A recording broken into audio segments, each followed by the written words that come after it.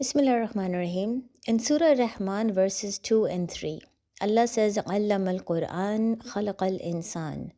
And the translation of these verses are, it is He who has taught the Qur'an, He has created insan.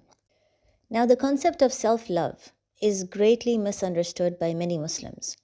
Ever since we were young, we have always been taught that to be proud of yourself, to praise yourself, to acknowledge your own accomplishments, to love yourself is wrong. This is a sign of arrogance, and this implies that you are walking on the path of Iblis, because Iblis was also arrogant.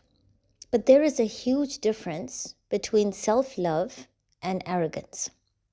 Self-love basically means that you are giving yourself validation and appreciation for the things that you have achieved in life. So instead of waiting for someone else to come along and give you validation, to praise you or to acknowledge your hard work and efforts, you decide that you are going to praise yourself and acknowledge all the hard work that you have put into doing something. So you can clearly understand that self-love is important because it saves us from becoming a people pleaser. Now, what does that mean? Normally, we work hard to please people, hoping that in return they will say something nice to us. They will praise us and they will make us feel better about ourselves. And of course, when that doesn't happen, we feel miserable and useless. We feel like a failure, and then we start to develop an inferiority complex. Self-love teaches us to do what we think is right, and after doing it, praise ourselves for the amazing work that we have done. So don't wait for someone else to come up to you and say, "I'm so proud of you." Tell yourself, "I'm so proud of you. Good job." But then, of course, the question is, what is arrogance? Arrogance is when you start to look down upon others. So you end up praising yourself, but then you also end up comparing yourself to others and believing that you are so much better and you are so much smarter. That is arrogance. And that is what Iblis did that prevented him from prostrating to Adam as commanded by Allah. He compared himself and he believed that he was better than Adam. So just because you are praising yourself and learning to love yourself and your capabilities doesn't make you arrogant. You only become arrogant when you start to look down upon others and see yourself as being superior. But then, of course, another question we could ask is, why is self-love so important? Is it important only because it stops us from becoming a people pleaser?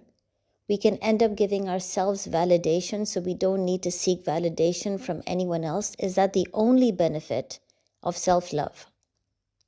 Self-love is crucial if you want to learn how to love Allah.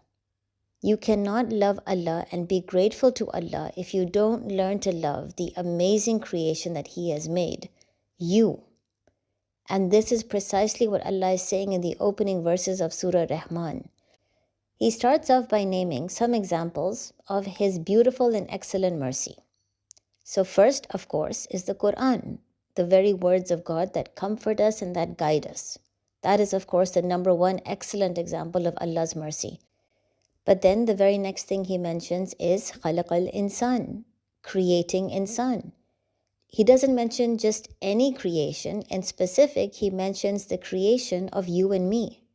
So the idea is, the more we examine our traits, capabilities, our strengths, our power, our decision-making skills, the more we will learn to love ourselves, and also through that, we will learn to love the Creator who gave us all of this. It is only then that we can understand why just our creation is an excellent example of Allah's infinite mercy. And this is the reason, in fact, why so many complex people find it also hard to develop a relationship with Allah.